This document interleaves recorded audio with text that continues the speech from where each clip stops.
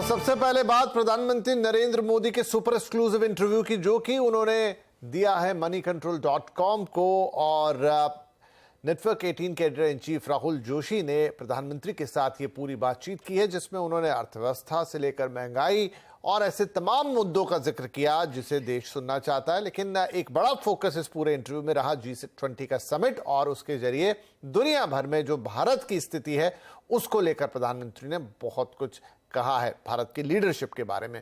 तो आइए इस पूरे इंटरव्यू का जो लब्बो-लुआब है, जो पूरा सार है, वो हम एक साथ थोड़ा समझने की कोशिश करते हैं। हमारे साथ है हमारे सहयोगी नीरज बाजपेयी। तो जैसा मैंने कहा नीरज जी, बहुत सारी चीज़ों का जिक्र है इस इंटरव्यू में। देश के मुद्दे हैं, देश के बाहर के मुद्दे हैं, अंतर्राष्ट्रीय मुद्दे, और G20 समिट पे काफ़ी फोकस किया है प्रधानमंत्री ने। तो वाकई इस समय जो G20 का समिट भारत में हो रहा है, और अब तो उसका जो एक शिखर सम्मेलन होने वाला है to conclude the summit, G20 Bharat की इंटरनेशनल लीडरशिप, दुनिया भर में भारत का जो रुतबा है और जो रिश्ते हैं दूसरे देशों के साथ, उनको क्या और बेहतर बनाने के लिए ये समिट अपने आप एक मील का पत्थर साबित होगा, और इसीलिए प्रधानमंत्री इस पर इतना एम्फेसिस दे रहे हैं। G20 के कॉन्टेक्स्ट में जब प्रधानमंत्री जी ये बात कह रहे हैं, तो वो ये दिखाना चाहते हैं, ये बताना चाहते हैं पूरी दुनिया को, G20 जो दुनिया के टॉप 20 कंट्रीज हैं उनका संगठन है, कि भारत ने पिछले 9 सालों में कैसे अपनी इकोनॉमिक ग्रोथ करी है, और उस इकोनॉमिक ग्रोथ का फ़ायदा दुनिया के दूसरे देशों को भी हो रहा है। कैसे उन्होंने अपनी डिप्लोमेटिक सिचुएशन बनाई है, कैसे उन्होंने अपने बिजनेस पार्टनर्स बनाए हैं, और कैसे वो इस देश को और इस दुनिया को देख रहे हैं। बहुत इंपॉर्टेंट यहाँ पे ये समझना है कि भारत ने अपनी जो पोजीशनिंग की है, वो जैसे उनका एक बहुत ही फेमस सेइंग है कि सबका साथ सबका विकास। ये केवल देश के लिए नहीं है, ये दुनिया के लिए भी है, क्योंकि भारत के अंदर जो डेवलपमेंट हो रहे हैं, चाहे वो डिजिटल इंडिया के हों, चाहे किसी कोरोना वैक्सीन के डेवलपमेंट के हों, वो शेयर्ड है। आप देखिए यूपीआई का इस्तेमाल दुनिया के कई देश कर रहे हैं। कोरोना के समय वैक्सीन हमने कई देशों को दी। हमारे अड़ोस पड़ोस में एक आध देश डिफंक्ट हो गए, उनकी हमने आर्थिक मदद की। तो G20 जैसे फोरम पे भारत ये शोकेस कर रहा है कि भारत की जो आर्थिक ताकत के रूप में विकास हो रहा है, भारत का जो सामाजिक रूप से विकास हो रहा है, और जो डिप्लोमेटिक तरीके से हम अपनी पोजीशन रख रहे हैं, वो शेयर्ड है। अलग अलग फ्रंट पे आप देखिए तो भारत ने इसको करके दिखाया, और सिर्फ बातें नहीं, करके दिखाया। जैसे मैंने कहा कि कोरोना का वो दौर था जब बहुत मुश्किल में थे, तो हमने वैक्सीन शेयर की, बहुत सारे देशों को हमने फ्री में वैक्सीन दी। यही तो लीडरशिप की क्वालिटी होती है। फिर जब हम अपने यहाँ डिजिटल इंडिया बना रहे हैं, तो भारत तो डेवलप हो ही रहा है। हमने बहुत सारे देशों में अब यूपीआई यूज़ होने की बात चल रही है। तो कंट्री एज ए होल जो आप डेवलप करते हैं, उसका फ़ायदा दूसरों को मिलता है। क्लीन और ग्रीन एनर्जी पे पूरी दुनिया में कितनी बैठकें हुई। भारत ने भी अपना एक संकल्प लिया है कि 2060 तक हमको नेट ज़ीरो होना है। उसके लिए क्या प्रयास किए जा रहे हैं, तो आपने देखा होगा कि फॉसिल फ्यूल की सब्सिडी उन्होंने कम की, ग्रीन एनर्जी की सब्सिडी बढ़ा दी। सबसे बड़े टैक्स रिफॉर्म्स किए, क्योंकि जब बाहर का निवेशक यहाँ आता है तो उसको लगता है कि यहाँ का टैक्स स्ट्रक्चर क्या है, पॉलिटिकल सिस्टम क्या है। तो एक देश एक टैक्स, GST लागू की। कॉरपोरेट टैक्स कम किए गए, जिससे विदेश की जब कंपनी यहाँ आए या तो उसको दिखे कि यहाँ पे एक सिमिलैरिटी है, और कॉरपोरेट टैक्स रेशनलाइज किए गए। PLI स्कीम लगाई गई, जिससे घरेलू कंपनियों को बहुत फ़ायदा हुआ। तो ओवरऑल जो एक जिसको कहते हैं सर्वांगीण विकास की तस्वीर G20 में भारत रख रहा है। और अगेन ये पूरी दुनिया के लिए है, मॉडल एक तरीके से हो सकता है, और इसका फ़ायदा कोई भी देश ले सकता है। हम तो शेयर करने के लिए बिल्कुल तैयार हैं कि आप हमारी तकनीक का, हमारे विकास का, हमारे मॉडल का फ़ायदा उठा सकते हैं। इस इंटरव्यू के अंदर वो चीज़ बताई गई है। जी बहुत शुक्रिया नीरज, इस इंटरव्यू का जो जिस्ट है हमें बताने के लिए। और इस इंटरव्यू पे लगातार ढेर सारे रिएक्शंस भी आ रहे हैं। Corporate leaders, industry leaders, market leaders सब इस पे रिएक्ट कर रहे हैं। इनफैक्ट राजनीतिक रिएक्शन भी आए। लेकिन हम पहले बात कर लेते हैं बिजनेस वर्ल्ड की। तो इनाम ग्रुप के वल्लभ भंसाली ने कहा है कि विश्व की बड़ी कंपनियां भारत में अब निवेश करना चाहती है, और आने वाले 10 साल भारत के लिए काफी अच्छे साबित होंगे। देखिए, जो पैसा भेजता है ना, वो कोई नारेबाजी से या इससे नहीं भेजता। वो सतही लेवल पे, जमीनी लेवल पर आपके चेंजेस देखते हैं, मार्केट को देखते हैं। तो पहले भारत में कई बार धोखा खा चुके हैं कमेंट्री सुन के जो लोग आए हैं, तो अब कमेंट्री सुन के नहीं आते। और जो लोग चीन से भारत आना चाहते हैं, वो तो बिल्कुल जानते हैं कि हमें क्या क्या चाहिए, यहाँ क्या है क्या नहीं है, क्योंकि उसको अगले दिन से माल सप्लाई करना रहता है। तो आज टेस्ला और एप्पल जब यहाँ आके इवेल्युएट कर रहे हैं तो वो बहुत बहुत बारीकी से देख रहे हैं कि यहाँ क्या है क्या नहीं है। और मैं टेस्ला एप्पल की बातें तो हेडलाइंस की है, लेकिन न जाने कितनी कंपनियां हैं जो आज भारत को बहुत गहराई से, बहुत सावधानी से इवेल्युएट कर रही है। इसलिए देखिए, कोई भी चीज एक जैसी नहीं चलती, उसमें लहरें तो ऊपर नीचे आती है, कई कारण आते जाते रहेंगे, लेकिन जो ट्रेंड है वो ट्रेंड तो बिल्कुल भारत में लगातार निवेश होने का, अगर ये राजनीतिक स्थिरता, पॉलिसी स्थिरता बनी रहती है तो निश्चित ही अगले 10-20 साल तक भारत के अंदर ये क्रम चलता रहेगा। वहीं एक्सिस कैपिटल के चीफ इकोनॉमिस्ट नीलकंठ मिश्रा का कहना है कि चीन और यूके की ग्लोबल लीडरशिप से दुनिया को फायदा नहीं हुआ है, लेकिन भारत ने विकास को पूरी दुनिया के लिए आगे बढ़ाया है। जो कोर इन्फ्लेशन है, इसका असर जो है वो इस पे फिस्कल पॉलिसी का बहुत जोर से असर पड़ता है। तो अगर सरकार अपनी फिस्कल डेफिसिट बहुत जोर से बढ़ा देती है, जो 10-12 साल पहले हुआ भी था, जो हाई इन्फ्लेशन एपिसोड इंडिया का हुआ था, तो इन्फ्लेशन जो है वो केवल मॉनेटरी पॉलिसी टाइट करने से कंट्रोल में नहीं आता है। तो इस मुद्दे पे अगर भारत को देखें तो क्योंकि सरकार ने मैक्रो इकोनॉमिक स्टेबिलिटी को प्रायोरिटाइज किया है और फिस्कल कंसोलिडेशन पाथ्स पे सरकार बनी हुई है, तो उससे जो मीडियम टर्म वॉलेटिलिटी है इन्फ्लेशन में वो काफी कम हो जाती है। आर्यन कैपिटल पार्टनर्स के चेयरमैन टीवी मोहनदास पै का कहना है कि पूरी दुनिया इस वक्त डिजिटल क्रांति के दौर से गुजर रही है और ये क्रांति इंडस्ट्रियल रिवॉल्यूशन से भी ज्यादा है। अब हम तो डिजिटल रेवोल्यूशन के बीच में हैं, तो विश्व में हो रहा है ये तो डिजिटल रेवोल्यूशन है, और डिजिटल रेवोल्यूशन इंडस्ट्रियल रेवोल्यूशन के भी ज्यादा होगा। और डिजिटल रेवोल्यूशन में 3 देश आगे हैं, पहला तो यूनाइटेड स्टेट्स, दूसरा चाइना और तीसरा भारत। और चाइना के पास तो एक फायरवॉल है, वो दूसरे देश उनसे इंटरेक्ट करने से मना करते हैं। इसलिए सारी विश्व में यूनाइटेड स्टेट्स और भारत का जो रिश्ता है वही ये डिजिटल रेवोल्यूशन में आगे जाकर डोमिनेट करेगा। प्रधानमंत्री नरेंद्र मोदी के इंटरव्यू पर विपक्षी दलों ने भी तीखी प्रतिक्रिया दी है। कांग्रेस का कहना है कि सरकार महंगाई पर चर्चा क्यों नहीं कर रही है। दूसरे विपक्षी दल भी पीएम से अब इस पर सवाल पूछ रहे हैं। ये सब बोलने दीजिए। संसद के अंदर जब विषय महंगाई का विषय लिया जाएगा, जब मौजूदा आर्थिक स्थिति है उस पर विषय लिया, चर्चा होगी, उस पर वित्त मंत्री बोलेंगी, अलग अलग मंत्री बोलेंगे, बोलने दीजिए, पर हमें भी मौका दीजिए। तो हम क्या कह रहे हैं कि इस 5 दिन में संसद के अंदर ये आर्थिक मुद्दे हैं, राजनीतिक मुद्दे हैं, सामाजिक मुद्दे हैं, चीन को लेकर जो मुद्दे हैं उस पर एक चर्चा कराइए। अब भारत में महंगाई रोकनी है तो आपको विदेशी देशों की मदद लेनी पड़ेगी। ये तो पहला नया फार्मूला हम नरेंद्र मोदी जी के ज़ुबान से सुन रहे हैं। आप बताइए कि जब हमारे देश में 80 करोड़ लोग इस देश के अंदर, जो कि जिनकी तादाद पहले करीब 30 से कुछ 32 करोड़ थी, जिनको हम राशन दिया करते थे, जो गरीबी रेखा से नीचे थे, लेकिन आज पूरे देश में 80 करोड़ लोग अगर लाइन में लगे हैं, इसका मतलब तो यही है ना कि उनकी हालत खस्ता है, हालत ख़राब है भारत के लोगों की। तो 140 करोड़ में 80 करोड़ लोग राशन ले रहे हैं, तो कुछ कहने की ज़रूरत नहीं है। तो ये था प्रधानमंत्री नरेंद्र मोदी के इंटरव्यू पर अलग अलग तरह की जो रिएक्शंस आ रही हैं, और ये पूरा इंटरव्यू आप पढ़ सकते हैं moneycontrol.com पर। और इस इंटरव्यू को प्रधानमंत्री के साथ moneycontrol.com के लिए लिया है नेटवर्क 18 के editor in chief Rahul Joshi ने। तो पूरा इंटरव्यू आप वहाँ देख सकते हैं। अब हम कुछ और खबरों का रुख करेंगे जो कि राजनीति से जुड़ी हुई है। संसद के विशेष सत्र से पहले इस पर सियासी घमासान छिड़ गया है। विपक्षी गठबंधन ने बैठक करके 18 से 22 सितंबर को होने वाले विशेष सत्र में शामिल होने का फैसला किया है। विपक्षी गठबंधन की 24 पार्टियां संसद के विशेष सत्र में शामिल होंगी। हालांकि सरकार ने अभी तक विशेष सत्र का एजेंडा साफ नहीं किया है। इसे लेकर कांग्रेस की पूर्व अध्यक्ष सोनिया गांधी ने प्रधानमंत्री नरेंद्र मोदी को एक चिट्ठी लिखी है, जिसमें विशेष सत्र का एजेंडा साफ करने की गुजारिश की गई है। इसके अलावा विपक्षी पार्टियों ने 9 मुद्दे उठाए हैं जिस पर वो विशेष सत्र में चर्चा चाहते हैं। पहला मुद्दा है जो मौजूदा आर्थिक स्थिति है,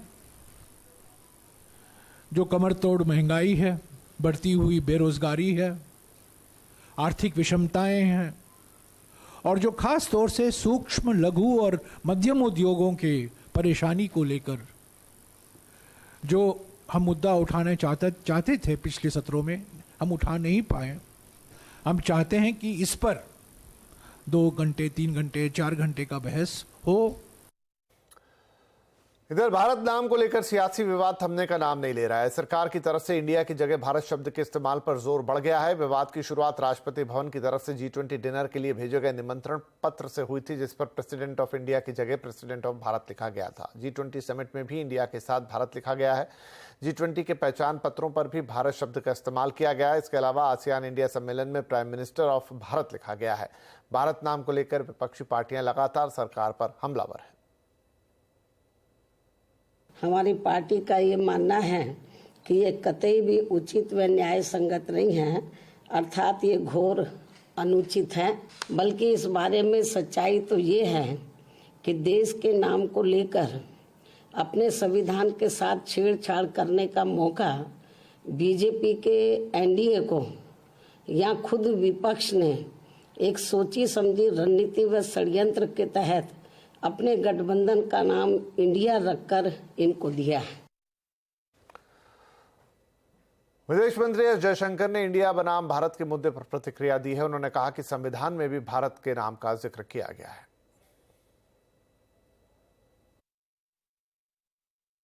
No, India, that is Bharat. It is there in the Constitution. Please, I would invite everybody to read it. So it's not something which is new. It is something which existed in the Constitution, and so you didn't do. It's not a new roll of dice. No, I think when you say Bharat, in a sense, a meaning and a understanding and a connotation that comes with it, and that is reflected in our Constitution as well. तो संसद के विशेष सत्र को लेकर सियासी घमासान तेज है। इस सत्र में क्या होंगी, इसकी अटकलें लगाई जा रही हैं। आज आवाज अड्डा पर इसी पर होगी बड़ी चर्चा। शाम 7:57 पर जरूर जुड़िएगा हमारे साथ। मुद्दों की भूल भुलैया, शाम 7:57 आज का आवाज अड्डा। प्रधानमंत्री नरेंद्र मोदी 20वें आसियान समिट में शामिल होने के लिए इंडोनेशिया जा रहे हैं। इस यात्रा पर वो आसियान यानी associate of south east Asian Nations के साथ व्यापार और सिक्योरिटी जैसे अहम मुद्दों पर चर्चा करेंगे। ये समिट 8 सितंबर तक चलने वाला है। प्रधानमंत्री मोदी समिट में 6 और 7 सितंबर को शिरकत करेंगे। बात कर लेते हैं बाजार की। आज बाजार दिन के निचले स्तरों से सुधर कर बंद हुआ। मिड कैप इंडेक्स भी आज रिकॉर्ड ऊंचाई पर पहुंचा। सेंसेक्स 100 अंक चढ़कर 65,881 पर बंद हुआ, तो निफ्टी 36 अंक चढ़कर 19,611 पर। आज सबसे ज्यादा खरीदारी एफएमसीजी, फार्मा, तेल और गैस शेयरों में रही। वहीं मेटल, रियल्टी शेयरों में आज दबाव का दिन देखा गया। क्या आपके साथ भी ऐसा हो रहा है कि आप किसी सामान को कहीं रखकर भूल जाते हैं या कोई जरूरी बात ऐन वक्त पर आपको बिल्कुल भी याद नहीं आती? तो ये स्थिति गंभीर हो सकती है, ये डिमेंशिया के लक्षण हो सकते हैं। तो ऐसी स्थिति से निपटने के लिए आप अपने ब्रेन को कैसे हेल्दी रखेंगे, इस पर आज कंज्यूमर अड्डा में होगी खास चर्चा। शाम 5:57 पर जरूर जुड़िए। भूलने की बीमारी, डाइट, मेमोरी वाली आज का कंज्यूमर अड्डा।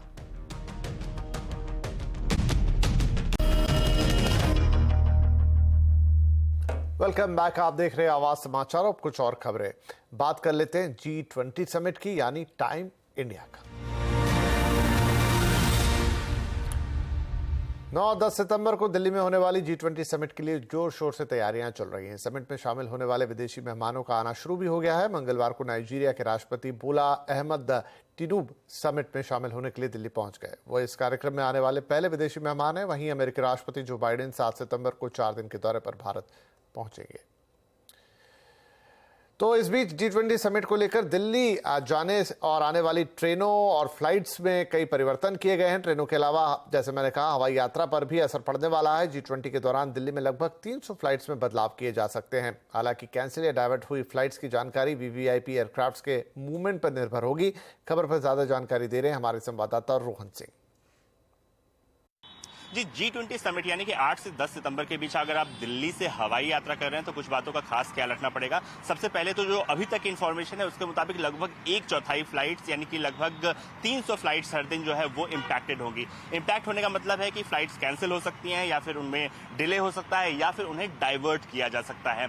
इसमें से जो एक्सटर्नल अफेयर्स मिनिस्ट्री की तरफ से जो रिक्वायरमेंट बताई गई थी कि हर दिन 100 फ्लाइट कैंसिल करने की बात कही गई थी, लेकिन जो एहतियातन रूप से हर दिन 160 फ्लाइट के करीब कैंसिल किया जाएगा, जिसमें कि 80 फ्लाइट्स अराइवल की होंगी, 80 डिपार्चर की फ्लाइट्स होंगी। जो अब तक इन्फॉर्मेशन, हालांकि जो एग्जैक्ट इन्फॉर्मेशन है कौन सी फ्लाइट कब कैंसिल की जाएगी वो आपको उसी वक्त पता चलेगा, क्योंकि जो वीवीआईपी एयरक्राफ्ट का मूवमेंट है उसके हिसाब से इसे जो है निर्धारित किया जाएगा। और इसमें प्रायोरिटी जो है एयरपोर्ट पर जो वीवीआईपी एयरक्राफ्ट हैं उनकी लैंडिंग और पार्किंग को जो है प्रायोरिटी पे रखा गया है, इसलिए बाकी जो एयरक्राफ्ट हैं उन पर असर पड़ सकता है। और साथ ही जो सिविलियन एयरक्राफ्ट है उनको एक सेफ डिस्टेंस पे रखा जाएगा जो वीवीआईपी एयरक्राफ्ट है उनसे, उनकी वजह से ये सारे ऑपरेशंस में दिक्कत हो सकती है। अब अगर आप इस दौरान ट्रैवल कर ही रहे हैं तो क्या कर सकते हैं, तो इसमें एयर इंडिया और इंडिगो ने अब तक वेवर और फुल रिफंड की घोषणा की है, यानी कि नियम के मुताबिक आपको अगर आपकी फ्लाइट कैंसिल होती है तो फुल रिफंड तो मिलेगा ही, लेकिन अगर आप इस दौरान दिल्ली से जाने का बुक कर चुके हैं ऑलरेडी और अपना जो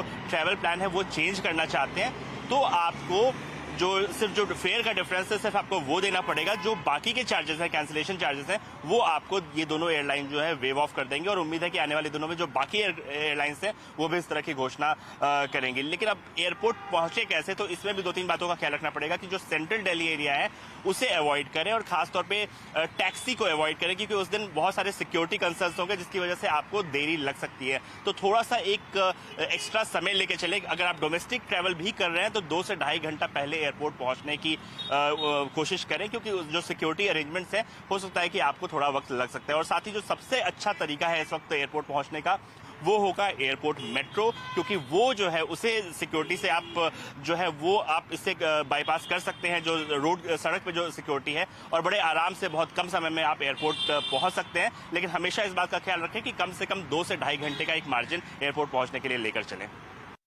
चलिए, तो अगर आप दिल्ली सफर कर रहे हैं, हवाई यात्रा कर रहे हैं दिल्ली की तरफ या दिल्ली से, तो इन बातों का जरूर ध्यान रखिए। अब दिल्ली से हम चलते हैं मुंबई, जहां गणेशोत्सव की तैयारियां जोरों पर हैं।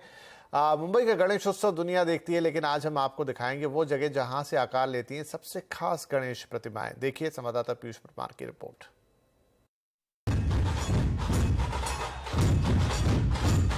विशाल काया, बड़ा पेट, बड़े बड़े नयन, 4 हाथ, मोदक और मूषक। गणपति की बैठी मूर्ति हो या धरती या मछली या सिंहासन पर विराजे गणेश, मुंबई के अलग अलग इलाकों के राजा यहीं से तैयार होकर निकलेंगे। मंडलों के ऑर्डर्स के अनुसार गणेश के साथ गरुड़, शेषनाग, शिव और बालाजी की मूर्तियां भी यहीं तैयार की जाती हैं। कलाकार कई सालों से इन कारखानों में मूर्तियां बनाते आ रहे हैं। यहाँ हर साल कई महीनों तक काम चलता है, तब तैयार होती है गणपति की 2 से लेकर 20 से 30 फुट तक ऊंची मूर्तियां। मूर्तिकारों में कुछ नाम ऐसे हैं जो अब गणेश उत्सव का पर्याय बन चुके हैं। इनमें विजय खातू वर्कशॉप, कामली वर्कशॉप, परेल वर्क्स, ऐसे ही कुछ बड़े नाम हैं। मेरे पास बहुत से नामचीन मंडल है, बहुत प्रेस्टिजियस मंडल जो है उनकी मैं मूर्तियाँ कर रही हूँ। उसमें से है उपनगर का राजा बोरीवली एकता सार्वजनिक गणेशोत्सव मंडल, और चिंचपोकली का चिंतामणि आप सब लोग जानते हैं। तारदेव का राजा सबसे बहुत फेमस मूर्ति है। साथ ही में मेरे पास है कोलबाट लेन, जो चरनी रोड में मूर्ति ये रहती है, और उसी के साथ है लोअर परेल का लाड़का, वसई का महाराजा धारावी गजवक्र। ये है कामली परिवार के सदस्य जो सालों से मुंबई के लालबाग के राजा की प्रतिमा बनाते आ रहे हैं। वैसे तो मूर्ति जिस जगह विराजती है वहीं पर उसका निर्माण होता है, लेकिन उस प्रतिमा के सारे अंग इसी कारखाने में बनते हैं, और ये कारखाना साल भर लालबाग के राजा की ही छोटी छोटी मूर्तियां भी बनाता रहता है। इनकी मूर्तियों की डिमांड इंडोनेशिया समेत देश दुनिया के अन्य हिस्सों में भी होती है। पीयूष परमार, मुंबई। और आवाज समाचार के इस एडिशन में फिलहाल इतना ही, लेकिन आप खबरों पर लगातार अपडेट के लिए हमारे सोशल मीडिया प्लेटफॉर्म्स पर भी जा सकते हैं। बस एक क्लिक पर मिलेगी आपको ताज़ा और अपडेटेड खबरें। नमस्कार।